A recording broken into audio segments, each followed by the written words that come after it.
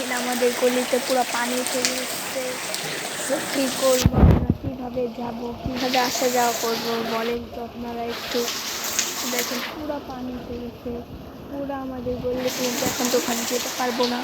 তাই দেখেন পুরো পানি উঠে গেছে, পুরোটা পানি উঠে গেছে। আমরা কীভাবে যাব? সবাই বলেন প্লিজ, সবাই বলেন আমরা কীভাবে আসা যাওয়া করবো। তো দেখেন কেউ বাইরে বের হতে পারছি না এই ময়লা পানির জন্য। তো আমাদের পুরো এলাকাটা পুরো পানি দিয়ে ভরে গিয়েছে। তো অনেক জায়গায় অনেক মানুষ কষ্ট করছে, যাদের বেড়াঘর। তো আমরা তো ভালোই আছি, তো যাদের বেড়াঘর তারা কেমন আছে আমরা নিজেও জানি না, আমার অনেক কষ্ট লাগে। তো দেখেন পুরো পানি উঠে গেছে, এই পর্যন্ত পানি উঠে গেছে।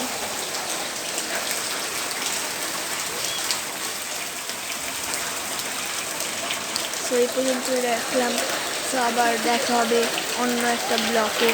আসসালামু আলাইকুম সবাইকে, বাই বাই।